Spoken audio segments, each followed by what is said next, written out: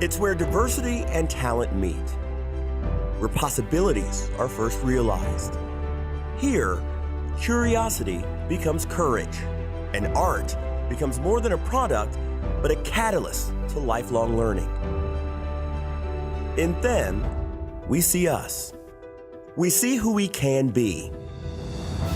With more than 9 million in art and cultural attendance each year, nearly 80 museums, more than 460 million in annual economic activity, Greater Louisville is a world-class arts and culture city.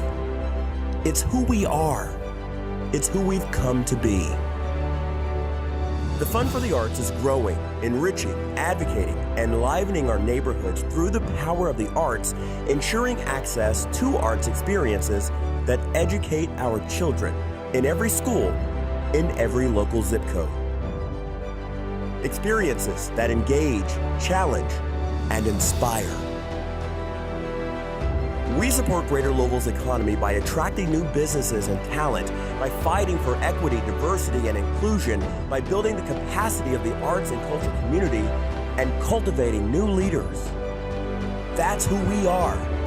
It's who we've come to be. Imagine who we can be together. Great communities are ones that commit to and invest in bold and dynamic visions. Join us. Your $1 or $5 a week contribution can radically change lives. You can make a decision today to invest in your community in a way that serves the entire community. Your dollars matter. Your dollars help make a difference. Join us. Together, let's build a vibrant city. Fundforthearts.org.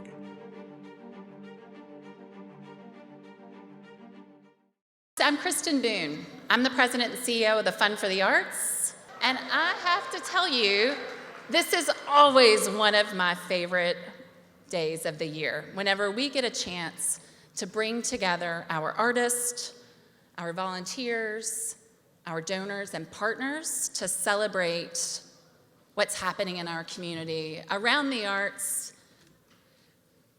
Before we get started, I want to say a big thank you to our partners at the Kentucky Performing Arts for opening up this beautiful space. How many of you all, this is the first time you've been to Paris? There's a lot of hands. This is great news. So tell everybody you know how beautiful this space is. And I will tell you, on any night, they can change the setup and you have different experiences every time you visit. So thank you to our friends at the Kentucky Performing Arts for opening this space for us. I also want to say a big thank you for coffee, always. Heine Brothers provided the coffee to us this morning, so thank you to our friends there. I want to say breakfast was provided by Payne Street Bakehouse. If you have not gone to visit them, now you have had a taste, and I know you will. Tell everybody about them, a great locally owned business as well, supporting the work in our community. I'll tell you, there's so much news, so much to talk about in the arts. I just almost don't know where to start. When I think about what's happened just recently, I think, how many of you all saw our Louisville Orchestra, Teddy Abrams and Jim James on Jimmy Fallon? How many of you have seen or heard or been to see the Picasso exhibit at KMAC? The first time this exhibit has been out of Europe into the States, here at our own KMAC on Main Street. Did you see Actors Theater was recently featured in the Washington Post? And our own Louisville Story program, which you will hear a bit more, has just recently published their new book about the stories of the workers on the backside at Churchill Downs. And that's just the smallest snippet of what is happening. What I want to encourage you to do is actually pull out your phones right now. Pull out your phones, go to the App Store, and download Louisville Arts Link. Because on that is where you will find out everything that is happening in our arts and culture community. And I guarantee you will never have another night where you say, what's going on tonight? Because last year we had nearly 2,000 events that happened in this community in just the arts and culture space. Louisville Arts Link, for those of you that are donors, the tab Arts Card is your invitation for deep discounts to see the work that your dollars support. I want to thank Louisville Public Media, who is our partner around this. I think I saw Stephen George when I walked in. Thank you, Stephen, and our partners at Louisville Public Media for the technology to be able to provide this kind of access to what's happening in our community. Because I don't want you to miss a thing. This spring, just coming up, is everything from the ballet's premiere of Kentucky Volume 1 to our Shakespeare in the Park series. We've got LVA Squared. And we've got the new documentary about the River City Drum Corps that's coming with the Flyover Film Festival. So tell your friends about it, share that link, and get out and enjoy everything that your dollars are helping to make happen. So I'll tell you, it is the artists that challenge, inspire, educate, and delight us. And that work is happening in our museums and theaters, but also in our parks and libraries and community centers and neighborhoods all across this region. Last year, participation in the arts was up 20% over the prior year, and I will tell you that this work is being delivered in unparalleled levels of access, and that is happening because people like you support the work to be able to make sure that the arts are not just thriving, but widely accessible to everyone in every corner of this community. So today you'll hear stories of impact that you helped make happen. But before we get started, I have a few people I want to recognize. First, if you are an elected official, I know we have a number of you, and I know if I tried, I would miss a few of you. Would you please stand so that we can thank you for your service and also your support of the work in our community? That's council members. We'll hear later from Council President David James. Of course, our mayor, Greg Fisher, is here, and I'll be introducing him in just a minute. Before I do, I'm going to ask a few of you to stand for different, because this is a community that works together in so many different ways to move this work forward. If you are an artist or an arts professional, you work in an organization or an independent artist, or staff, including the Fund for the Arts staff, please stand. These are the people that are driving this work, that are inspiring, educated, challenging us as a community. So thank you all for your work. I want to, if you are a board member of the Fund for the Arts or any arts and culture organization, please stand up, because your work is critical in working alongside the artists and the professionals to do that work. Thank you all. If you are a campaign volunteer, if you run a workplace campaign, if you are working in a company, encouraging your peers to participate in the work, if you are a member of our next class or our next gen board, would you please stand? Thank you all. We could not do this work without you.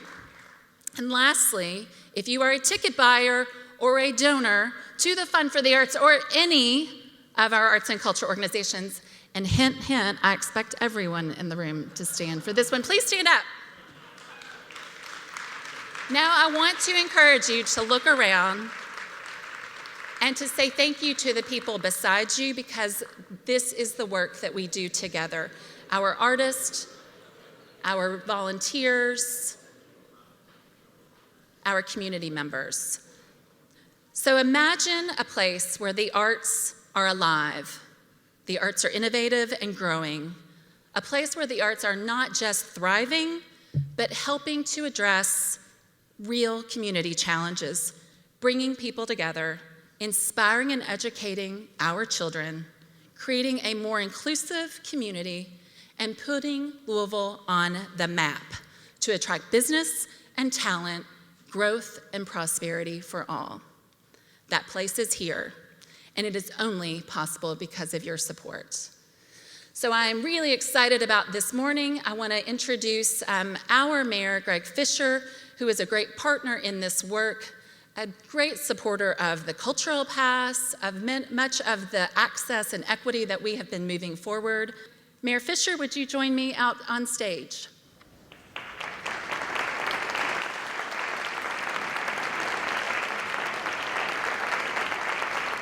Good morning, everybody. How you doing today? Yeah, looking all right out there. Well, I am really happy to be with you all this morning to celebrate this world-class arts and cultural scene that we are blessed to have in the wonderful city of Louisville. And we have tremendous partners that I'm happy to be with here. Kristen Boone and the whole Fund for the Arts team are working harder than ever to ensure that everybody has access to the arts. And I'm so pleased by our progress and equity and accessibility to the arts over the past couple of years. And there are huge examples of great, innovative, and exclusive art projects all throughout our city, but I want to focus on one. And that is last fall, the Fund for the Arts hosted its first annual Imagine Mural Festival. And you know how when you go to a city and you see these beautiful murals all over the place and you wonder what the story is behind each and every one of them?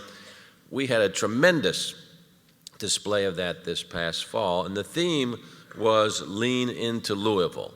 And Lean into Louisville is a citywide initiative that we launched earlier last year to explore and confront the history and legacy of all forms of inequality and discrimination.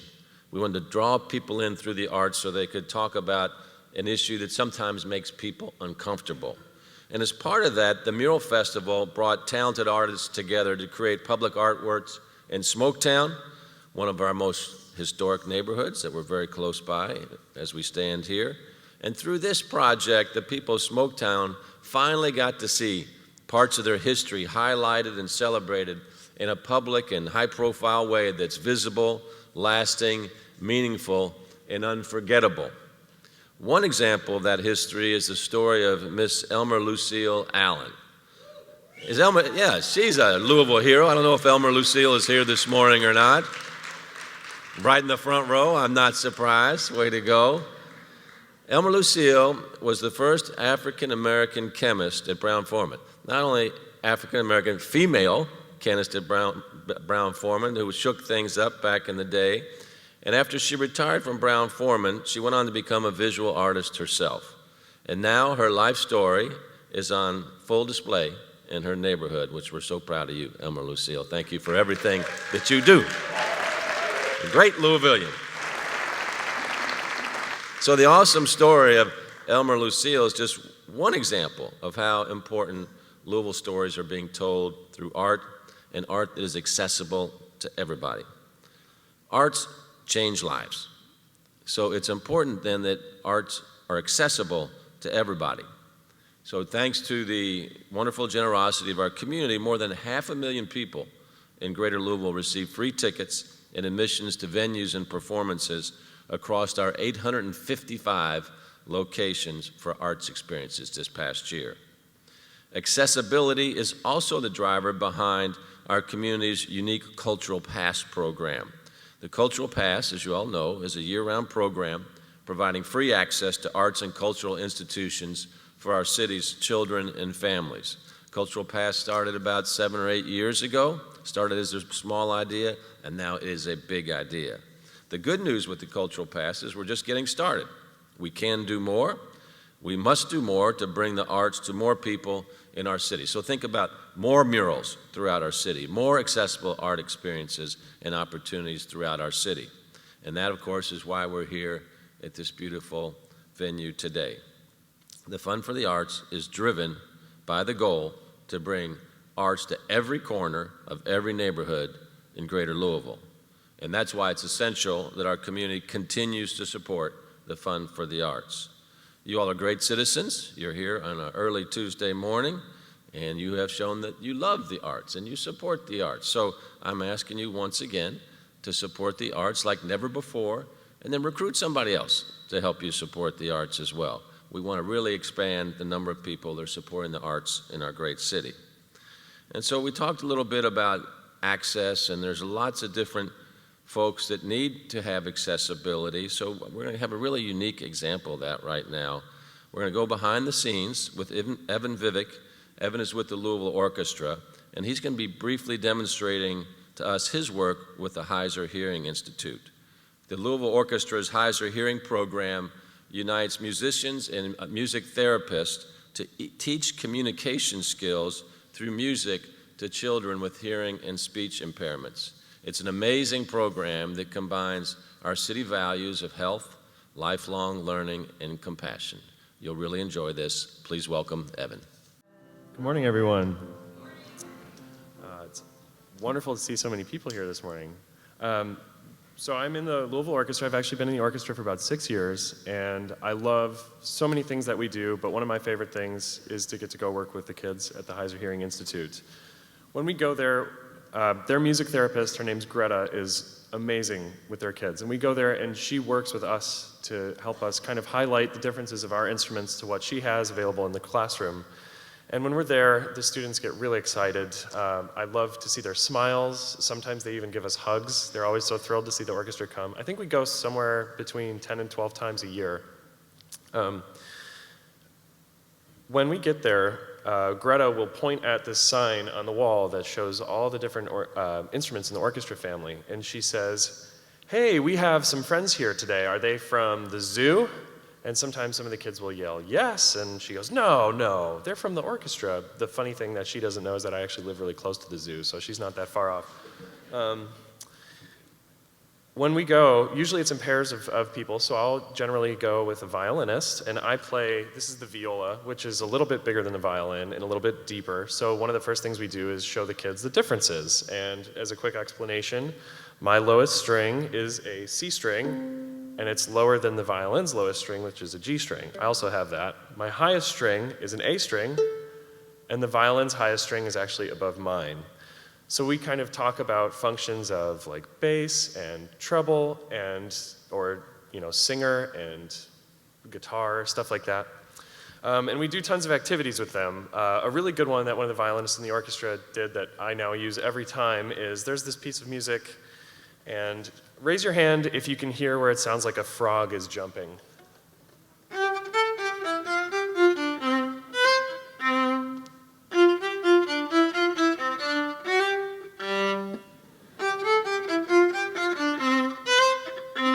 Yeah, so we like to do that with the kids, and I'm not going to have you stand up and jump right now, but generally we'll have them stand up and jump along with us, and it goes on for about a minute and a half, and it's a lot of fun. Other things that are really fun is people will bring in like colorful scarves or something like that, and we'll have the kids dance around as we play more lively music and get moving to the beat of it. But actually probably my favorite activity we do with them is having them actually play our instruments. We'll have them come up and with violin and viola, with other instruments it's a little different, but we'll have them actually come and put their chin here and guide them through supporting the instrument and holding the bow. Or if they aren't up for that, we'll have them put their hands on the back of the instruments. And ours are wooden and hollow, so the vibrations are really, you can really feel them through the back of the instrument. And I remember, so I've been here, 6 years, about 5 years ago, the first time I went, there was a girl, and I don't think she could hear anything. And it was really hard to find a way to connect. And she wasn't really involved, and then we were able to encourage her to come over and put her hand on the back of my instrument. And I started playing, and she went from just her own little world to this massive smile. And I've seen her multiple times since then, and every time she's been involved, and I just really, anyway, it's really heartwarming to see that, and it's been really effective for me. Now, as a member of the LO, we have a conductor. We have the wonderful Teddy Abrams whenever we're playing, and when we go there, we have to teach the kids a little bit about conducting. So I'd like to teach you guys to conduct. We go there and we will say, "Hey, can you conduct a 3 pattern?" Which all you do is you make a triangle. So we'll say triangle, triangle, or when Teddy teaches it at our other events, he always says down and out to the. Oh wait, I have to mirror it. So yeah, down and out to the left, back to the center, and up the way you came. So will you guys join me in conducting a 3-beat pattern and conduct me for a moment? So down and out to the left, back to the center, and up the way you came. Down and out, back, up. Down, back, up. And just keep going. I'm going to play. 1, 2, 3.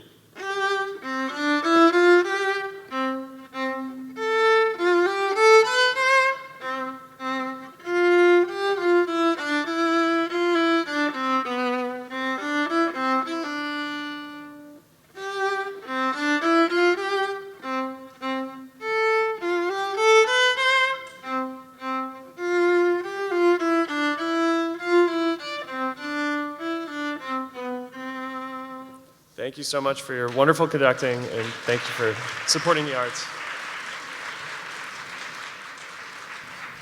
Good morning. I am Albert Shoemake, and I am the Executive Director of the River City Drum Corps.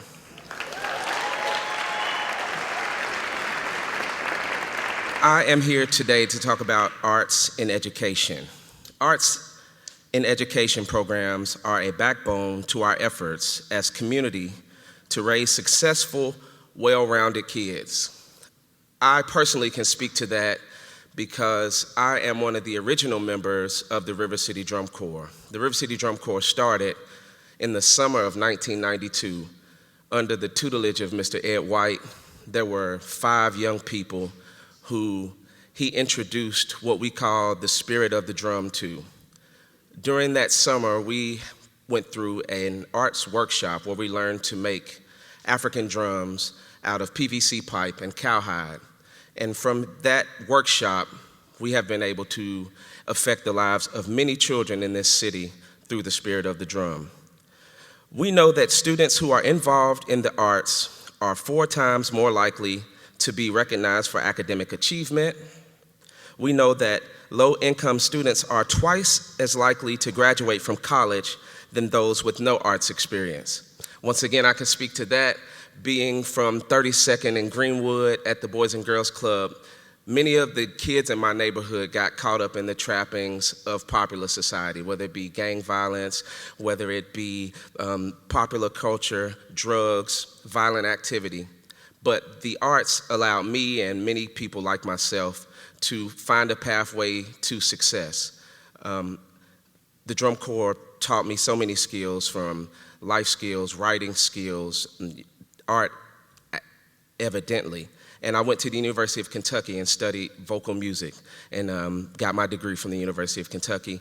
And over the last 5 years, the Drum Corps has graduated from our program over 15 students who have now been rewarded scholarships to go to college.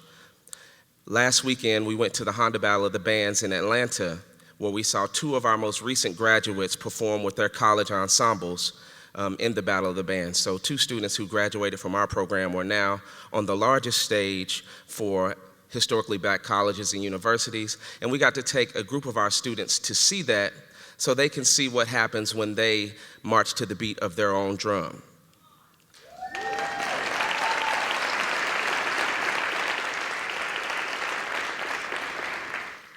I can personally name those young people who were considered to be on their last chance. Students whose teachers counted them out, who are on the verge of being kicked out of school, who have been introduced to a different lifestyle through arts and culture with the River City Drum Corps and programs like us. You know, the Fund for the Arts, who are now supporting groups like us all over the city, have helped us to create students who can be on honor roll, who can, be marching towards graduation, and on another track, to not be kicked out of school, but to be successful. I see this every day through the kids that I work with. Kids need advocates, kids need superheroes, kids need role models, and they don't need to look on television or in the magazines to see that. They should be able to look at each and every one of us in the community and see something that is tangible.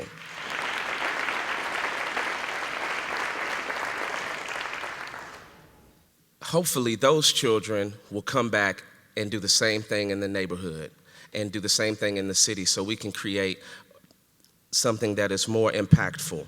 Now imagine a place where even more children in more of our neighborhoods and communities can encounter and participate in inspiring, educational, arts, and cultural experiences. I would like to personally invite you all out to see more of our story at the Palace Theater on March 15th, where we'll be premiering the River City Drum Beat movie, a documentary about the service and the products that our organization has provided and made. Your support, not only for us, but for the arts in general, is critical and life-changing. And I hope that you will be generous in helping to change another child's life just like my life was changed.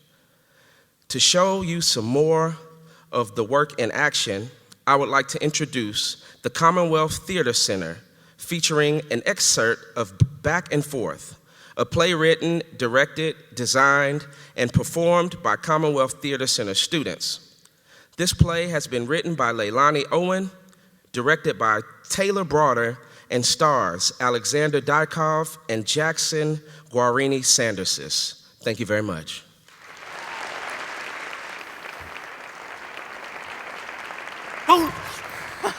Your scream. Shut up! Why are you here anyway? I should be asking you the same question. Oh, wait, I already did. What do you mean? I asked you what you were doing here. It's none of your business. It is my business. And how is that? Because we're both out here at this ungodly hour and you're clearly stressed. I'm giving you this opportunity to vent. You should take it. Just stuff. Stuff? Look, can you go away? You're just disturbing the peace. Why are you being such a jerk? Me? That's rich. What is your problem? Ever since I moved here, you've been nothing but rude to me for no reason. What do you have to worry about anyway? Your life is great. You're the star quarterback of the football team. You're rich. You can get any girl you want, and you aren't constantly being judged. I'm not being judged? You're perfect in everyone's eyes, and you know it. Bull! I'm not perfect, and I'm constantly being judged. No one knows the real me because no one wants to hear what other people are thinking. My life is harder than you think. Yeah, I bet your life is so hard. Your dad has enough money to buy the whole town. The only real stress you've had is if your dad got the right colored Mercedes. You can't be more wrong. And since it's apparently your business, the reason I'm here is because I was kicked out. What? My father found out I'm gay. You're gay? Really? That's the first thing you come up with? Well, it's a lot of information to take in.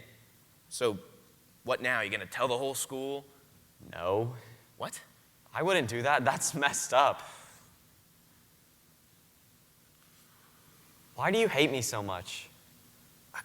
I don't hate you. I'm just jealous of you, I guess. Why? Because you're so open, like you're always yourself. The whole school knows you're bi and no one cares. I wish I could be like that. Thank you, I guess. I just have one question. What? Why are you here? Well, I guess it's only fair. My parents are going through a divorce, and they're constantly yelling at each other. I can't be there. It's so suffocating. I found this place a couple months ago. It's really calming, especially this time of year with all the yellows and the oranges of the trees. You're right. What are you doing here? You already asked me that. No, like, why did you come to this bench? Me and my mom used to always come here when I was a kid. She used to love to walk here. My father always hated me coming here. I would always hurt myself, and I would always cry. He used to say it made me weak and girly. He'd tell me, no son of mine's gonna be weak. Your dad sounds like a jerk. You're not wrong. Well, what about your mom? Didn't she try to stop your dad? She died when I was 11. I'm really sorry. You didn't know. Do you have somewhere to stay tonight? I was probably just gonna go sleep in that slide over there or something. You can't do that. You'll freeze. Where else am I supposed to go? I have an air mattress. I can't do that. I'd be too much of a burden. Shut up. You're not a burden.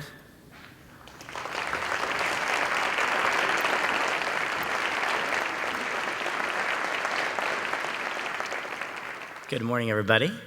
My name is Scott Schaffline.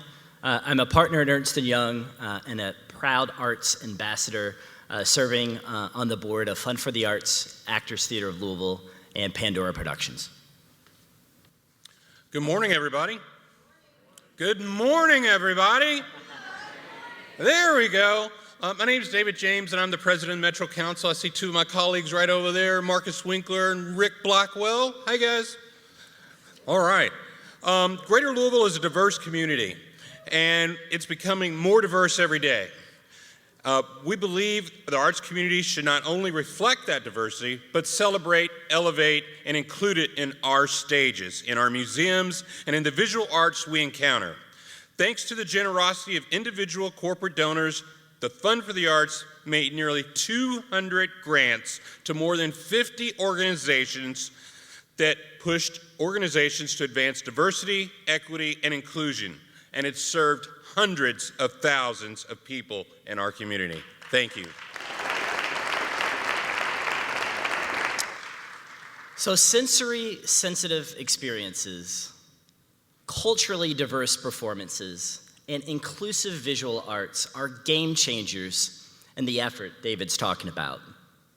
For communities and cultures that have been historically marginalized, the simple act of seeing our stories on stages provides us a great amount of pride and validation. For many of us, we have not seen our stories told this way.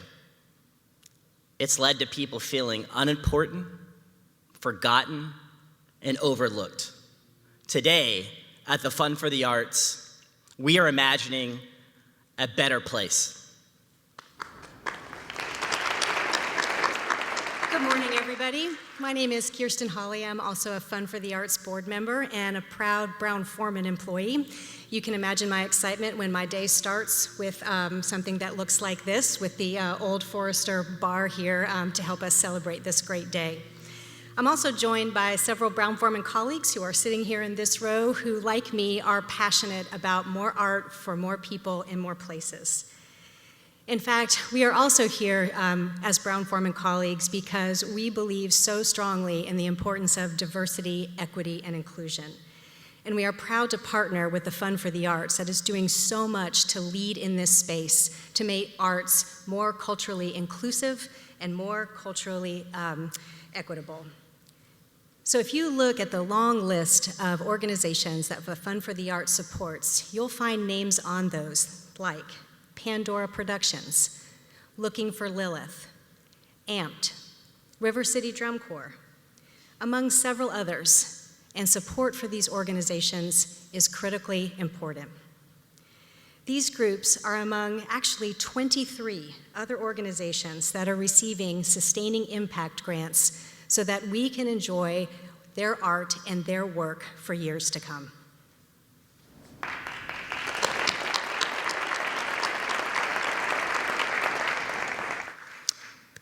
We want everyone to have a voice at the table and to feel like they belong.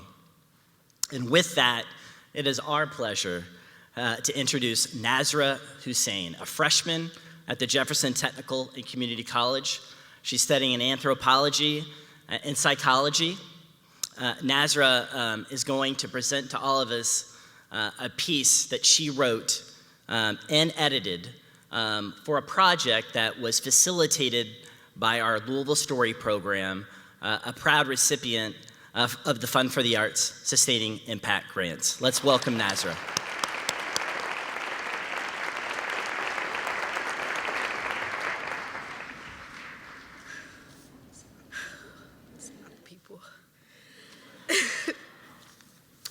Hello, as he said, my name is Nazra Hussein, and today I will be reading you a story about the tension between Africans, Native Africans, and then African Americans.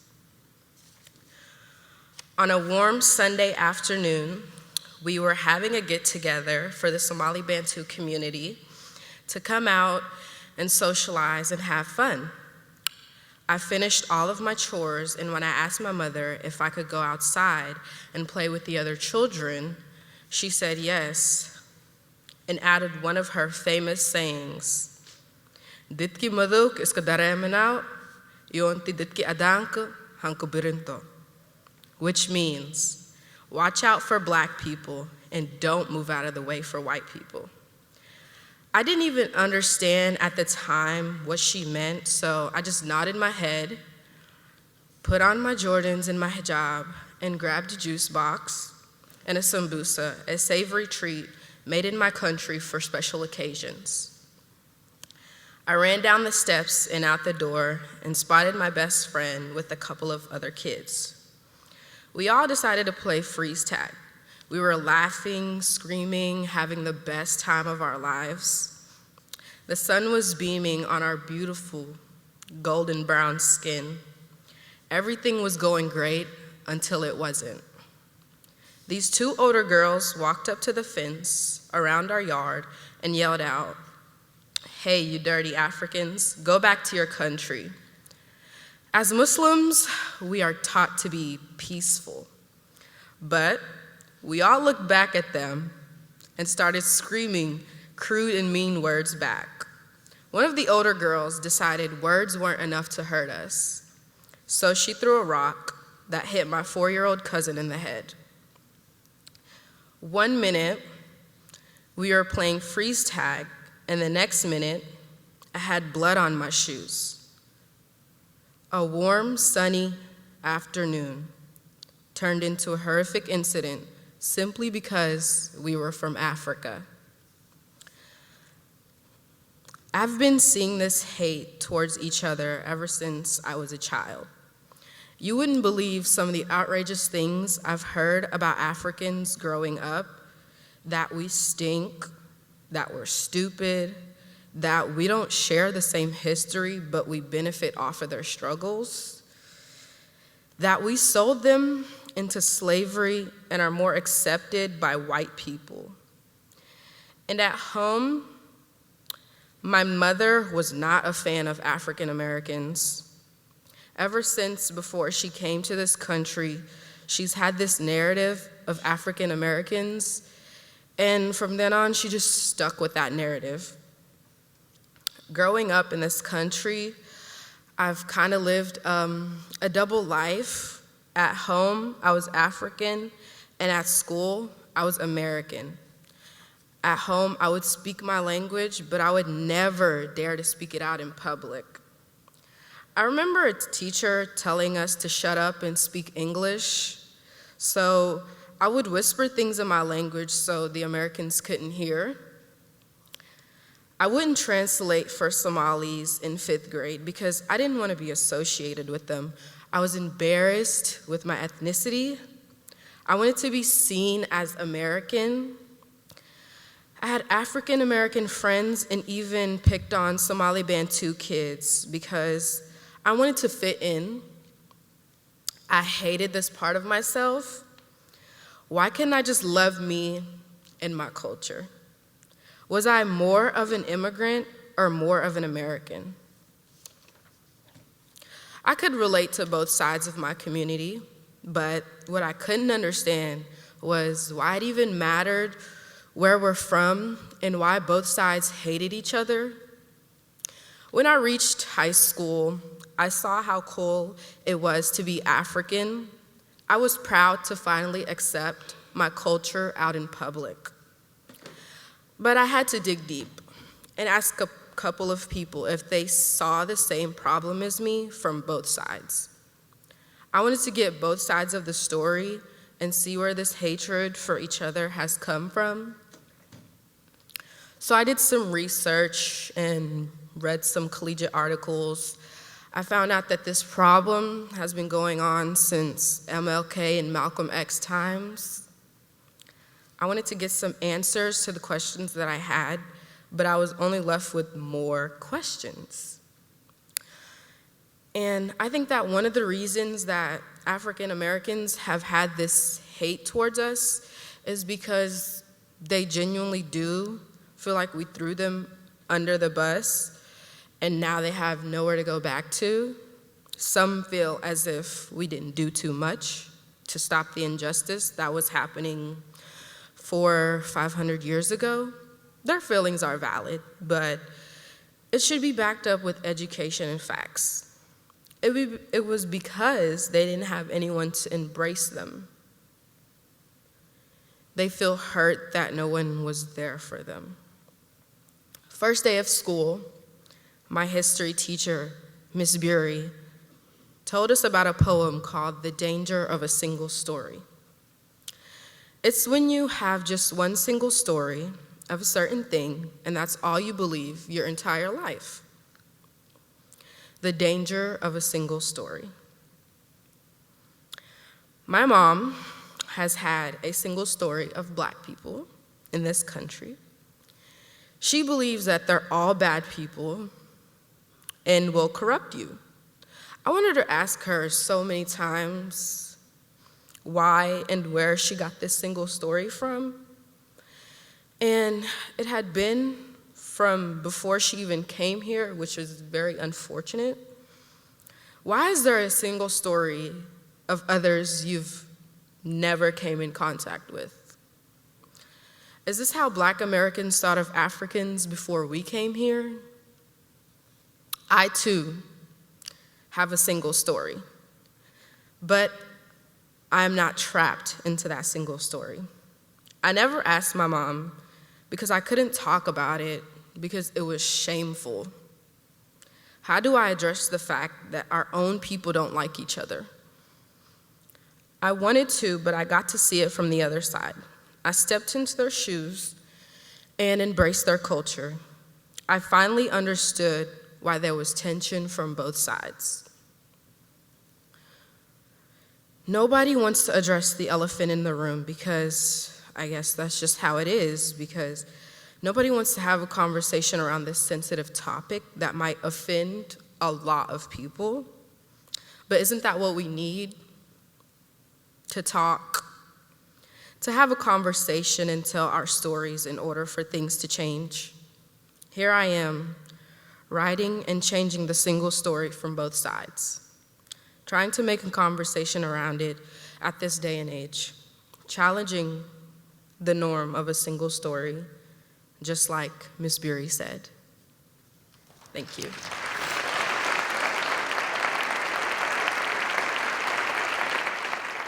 Good morning. I'm Jay Hildebrand, CEO of Stockyards Bank and Trust. Thank you for your engagement this morning by being here. It's greatly appreciated. We're going to talk a little business now, bring up the banker to do that. It's a competitive world out there, as we all know, and all of us are competing to bring in top talent to lead our organizations and cultivate our next generation of leaders. This drive for the best is what helps keep our economy strong. Our arts and culture sector generate nearly $500 million to this community and 17,000 jobs. I'm Barbara Lynn Jameson, the General Director at Kentucky Opera, and these jobs are with arts and artisans who support this community on a daily basis, not only in the arts, the bigger arts organizations like Kentucky Opera, but also the smaller organizations, these grassroots organizations providing arts at all levels.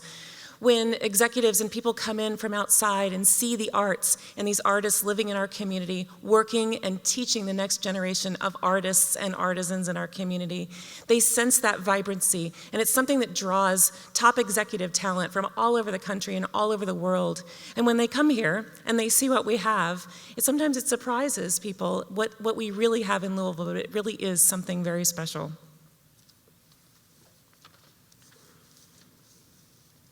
So let's talk about some of these people who look to the quality and accessibility of our arts and culture.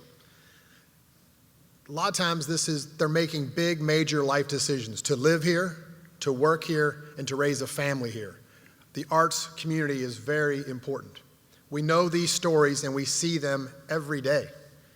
Imagine if everyone knew this. That's part of the work we are doing, not just helping to build and elevate the capacity of our arts community, but to leverage it across the country. This benefits us economically, strengthens our workforce, and promotes our world-class city. With your help, we can even do more of that promotion and enhance the capacity of the local arts groups with more critical sustaining impact grants. We can expand our Next Ambassadors program, which harnesses the power of our engaged young professionals and develops leadership skills to help not only our arts community, but to help our business community. Fund for the Arts last year provided almost over 750 grants to individual artisans and artists who work and live in this community to help provide this vibrant community that we all live and work in, whether in the executive or the arts sector. And I am pleased to announce to the stage right now one of these artists and artisans who live in this city.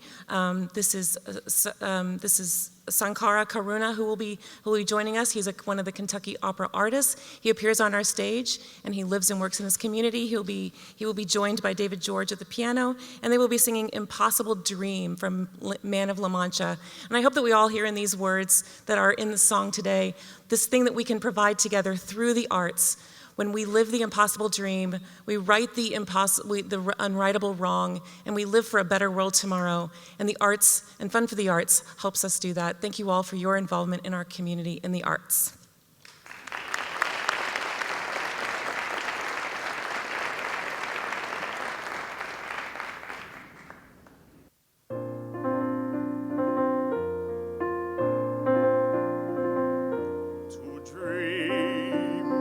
Impossible dream, to fight the unbeatable foe, to bear with unbearable sorrow, to run where the brave dare not go, to right the unrightable wrong, to love pure and chaste from afar, to try when your arms are too weary, to reach the unreachable star. This is my quest, to follow that star, no matter how hopeless, no matter how far, to fight for the right without question or pause, to be willing to march into hell for the heavenly cause. And I know if I'll only be true to this glorious quest, that my heart will lie peaceful and calm when I'm laid to my rest. And the world will be better for this, that one man scorned and covered with scars still strove with his last ounce of courage to reach the unreachable stars.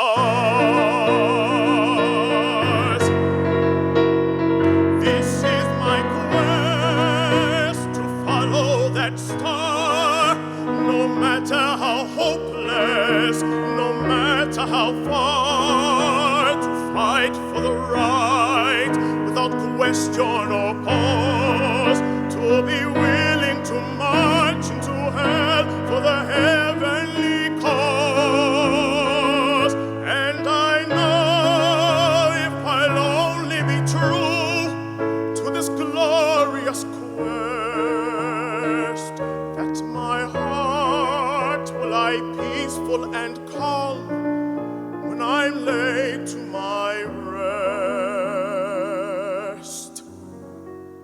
And the world will be better for this, that one man scorned and covered with scars still strove with his last ounce of courage to reach the unreachable stars.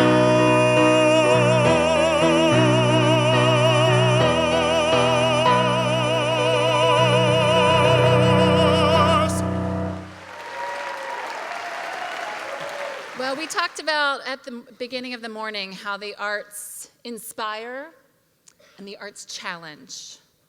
The arts help us be the best version of ourselves. And I hope that some of the stories and the artists that have shared their art with you today have helped you to continue to think about what we can and should be as a community, how we move forward, but also how we inspire our community to be the best that it can be. I want to say thank you for being here. I want to say thank you for your support. And we're going to close out with a local artist, James Lindsay, who is performing all over this community and around the region, but also inspiring children and youth in the future of what it can be as well. So I'm really excited to have James Lindsay close us out today. And thank you all so much for being here. And thank you, James, for sharing your words and your art with us today.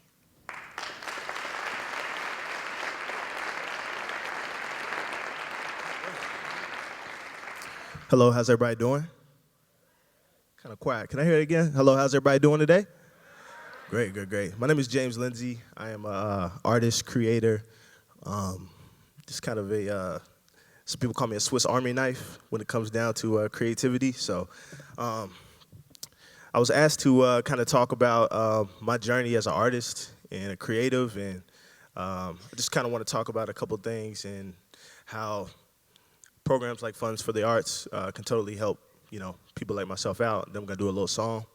So I grew up in Norfolk, which is kind of out in like the Newburgh area. It's one of the black areas that people don't really talk about. So I don't know if too many people know about Norfolk, but it's in the South End, kind of Butcher area. So we were kind of a small, tight-knit community of people, and everybody just loved on each other. But one thing about it was we didn't really have too much emphasis on arts or creativity as a whole. In my household, my mother, she was in the choir, she sung in the choir. And my father, he basically just worked and was in the military. He's a Vietnam vet.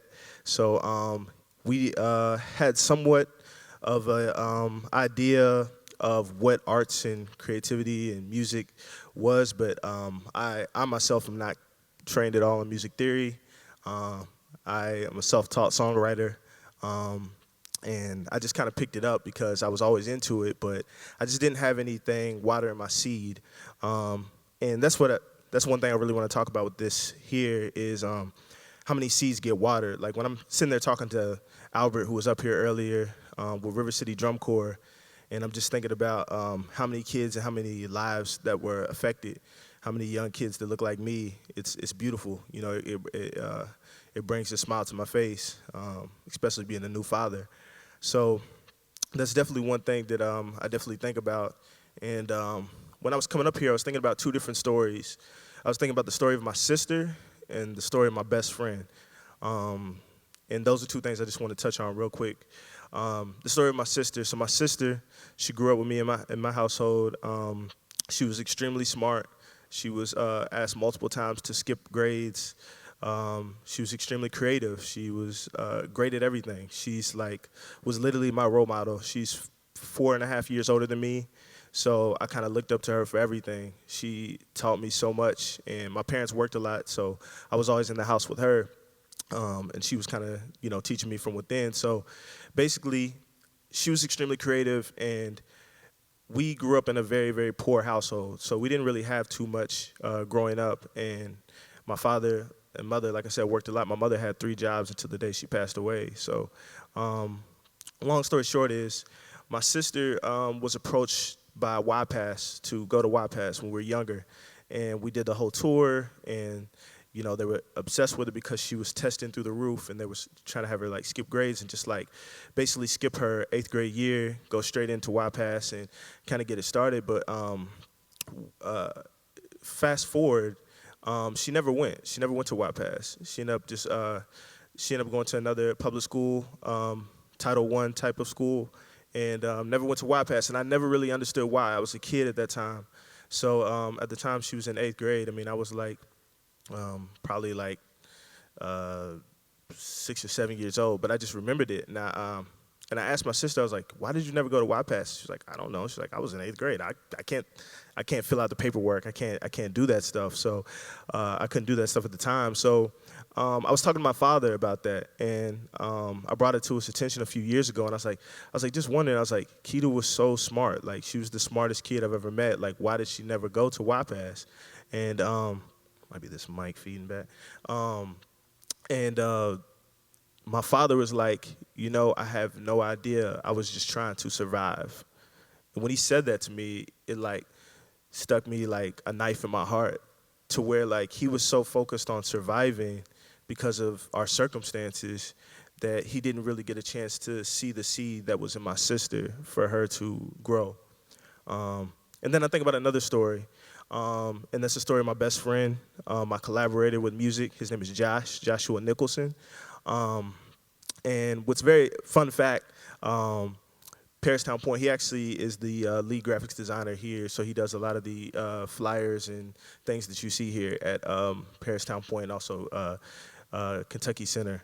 So what was interesting was me and him were having a very deep conversation about similar topics, and I was like, all right, early 2000s, black kid, like what in the world got you into graphics design? Like what made you like tell yourself in 2003, 2004, like, yo, I'm gonna be a graphics designer?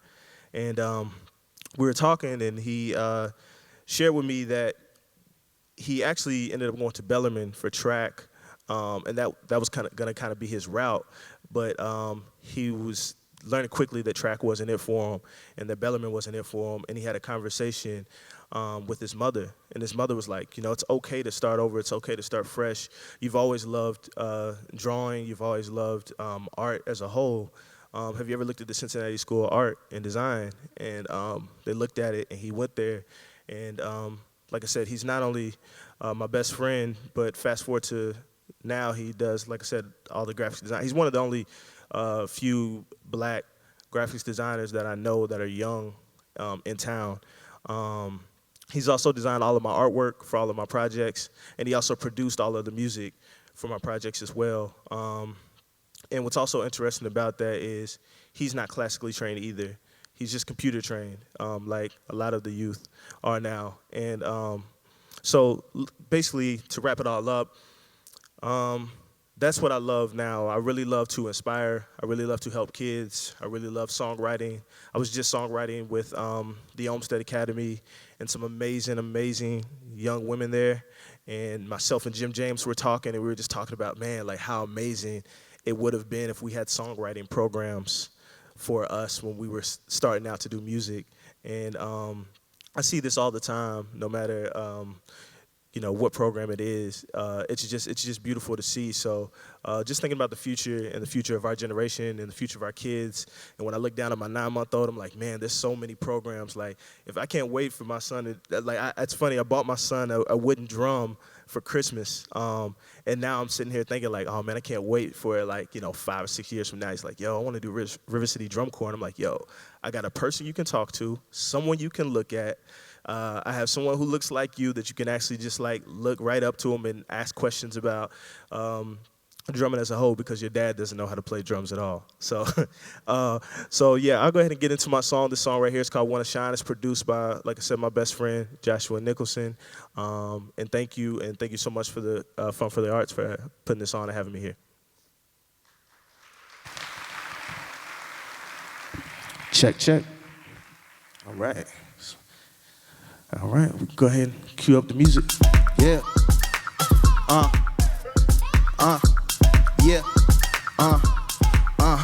Magnum opus. Coach's jacket, hose racks for shows. I came back ferocious. I never left, I just faded black. It came back in focus. Now back to back, I made 3 stacks, meant 3 stacks, and signed back some posters. Ain't that the dopest? Bring out the choir, sing like Ambrosius, skate past the bogus. Fake promoters, make cash the motive, make that the motto. I took it a stride, I made ways to ride, I made paths to follow. The game came, a time, the night came alive, but we came inside, the beat raised the vibe. Hey, can we get everybody to clap one time? There we go. Good way to start the morning, you know? Hey, lead you to the light. Hey. Anywhere you like, hey, anywhere you like, hey, I know you wanna shine, hey, hey, I said I know you wanna shine, hey, hey, I said I know you wanna shine, yeah, I said I know you wanna shine, Konnichiwa, baby. I know when I leave at night, you can't sleep or dream, you all sleep deprived, baby. I've been chasing these dreams, it got me picking up steam, it got me setting the streets on fire lately. You want a man with some drive, I'm overdriven at time, a girl that's drive can drive a man crazy. Driving down the 105, I'm doing 105 to feel something like me, go long like a